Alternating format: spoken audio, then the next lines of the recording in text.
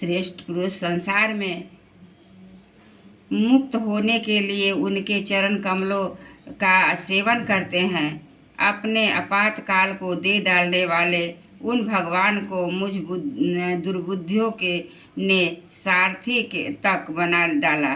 आहा, जिस समय मेरे घोड़े थक गए थे और मैं रथ से उतरकर पृथ्वी पर खड़ा था, उस समय बड़े बड़े महारथी शत्रु भी मुझ पर प्रहार कर सकते थे, क्योंकि श्री कृष्ण के प्रभाव से उनकी बुद्धि मारी गई थी। महाराज, माधव ने के उन्मत्त और मधुर मुस्कान से युक्त विनोद भरे एवं हृदय स्पर्शी वचन और उनका मुझे पार्थ, अर्जुन, सखा, कुरुनंदन आदि कहकर पुकारना मुझे याद आने पर मेरे हृदय में उथल पुथल मचा देते हैं। सोने, बैठने, टहलने और अपने संबंध में बड़ी बड़ी बातें करने तथा भोजन आदि करने में हम प्रायः एक साथ रहा करते थे। किसी किसी दिन मैं व्यंग से उन्हें कह बैठता, मित्र, तुम तो बड़े सत्यवादी हो। उस समय भी वे महापुरुष अपनी महामनुभावता से के कारण जैसे मित्र अपने मित्र का और पिता अपने पुत्र का अपराध सह लेता है, उसी प्रकार मुझ दुर्बुद्धि के अपराधों को सह लिया करते थे। महाराज, जो मेरे सखा प्रिय मित्र नहीं मेरे हृदय ही थे, उन्हीं पुरुषोत्तम भगवान से मैं रहित हो गया हूँ। भगवान की पत्नियों को द्वारिका में से अपने साथ ला रहा था, परंतु मार्ग में दुष्ट गोपों ने मुझे एक अबला की भांति हरा दिया और मैं उनकी रक्षा नहीं कर सका। वही मेरा गांडीव धनुष है, वही बाण है, वही रथ है, वही घोड़े है, वही मैं रथी अर्जुन हूँ, जिसके सामने बड़े बड़े राजा लोग सिर झुकाया करते थे। श्री कृष्ण के बिना ये सब एक ही क्षण में नहीं के बराबर के समान सार शून्य हो गए। ठीक उसी तरह जैसे भस्म में डाली हुई आहुति, कपट भरी सेवा और ऊपर में बोया हुआ बीज व्यर्थ हो जाता है। राजन, आप अपने द्वारकावासी अपने जिन सुहृदय संबंधियों की बात पूछी है, वे ब्राह्मणों के शापवश मोहग्रस्त हो गए और वारुणी मदिरा के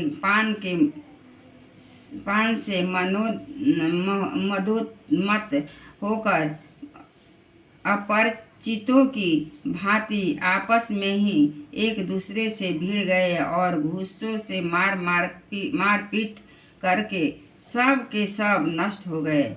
उनमें से केवल 4-5 ही बचे हैं। वास्तव में वह सर्वशक्तिमान भगवान की ही लीला है कि संसार के प्राणी परस्पर एक दूसरे का पालन पोषण भी करते हैं और एक दूसरे का मार भी डालते हैं। राजन, जिस प्रकार जलचरों में बड़े जंतु छोटे को बलवान दुर्बलों को एवं बड़े को और बलवान भी परस्पर उन दूसरे को खा जाते हैं, उसी प्रकार अतिशय बली और बड़े जदुवंशियों के द्वारा भगवान ने दूसरे राजाओं का संहार कराया। तत्पश्चात जदुवंशियों के द्वारा ही एक से दूसरे जदुवंशी का नाश करा के पूर्ण रूप से पृथ्वी का भार उतार दिया। भगवान श्री कृष्ण ने मुझे जो शिक्षाएं दी थी, वे देश, काल और प्रयोजन के अनुरूप तथा हृदय के ताप को शांत करने वाली थी। स्मरण आते ही वे हमारे चित्त का हरण कर लेती है। सूत जी कहते हैं, इस प्रकार प्रगाढ़ प्रेम से भगवान श्री कृष्ण के चरण कमलों का चिंतन करते करते अर्जुन की चित्त वृत्ति अत्यंत निर्मल और अशांत हो गई। इस उनकी प्रेममयी भक्ति भगवान श्री कृष्ण के चरण कमलों के अहर्निश चिंतन से अत्यंत बढ़ गई। भक्ति के वेग ने उनके हृदय को मथकर उसमें सारे विकारों को बाहर निकाल दिया। उन्हें देश युद्ध के प्रारंभ में भगवान के द्वारा उपदेश दिया हुआ गीता ज्ञान पुनः स्मरण हुआ है, जिसकी काल के व्यवधान और कर्मों की विस्तार के कारण प्रमादवश कुछ दिनों के लिए विस्मित हो गई थी। ब्रह्मा जी ने ब्रह्म ज्ञान की प्राप्ति से माया का बस आवरण भंग होकर गुणातीत अवस्था प्राप्त हो गई। दैत्य का संशय निवृत्त हो गया। सूक्ष्म शरीर भंग हुए। वे शोक एवं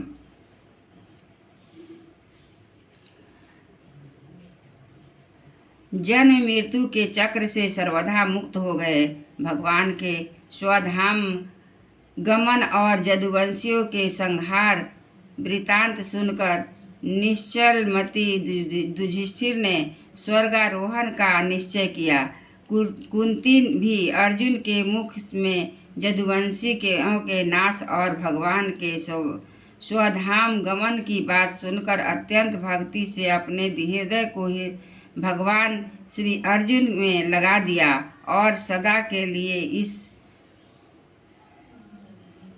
जन्म मृत्यु रूप संसार से अपना मुंह मोड़ लिया। भगवान श्री कृष्ण लोक दृष्टि में जिस जादव शरीर से पृथ्वी का भार उतारा था, उसका वैसे ही परित्याग कर दिया, जैसे कई कांटे से कांटा निकलकर फिर दोनों को फेंक देते हैं। भगवान की दृष्टि में दोनों ही एक समान हो जाते हैं, जैसे वे नट के समान मत्स्य आदि रूप धारण करते हैं और फिर उनका त्याग कर देते हैं। जैसे ही उन्होंने जिस यादव शरीर से पृथ्वी भार का भार दूसरे द्वारा था, उसे त्याग भी दिया।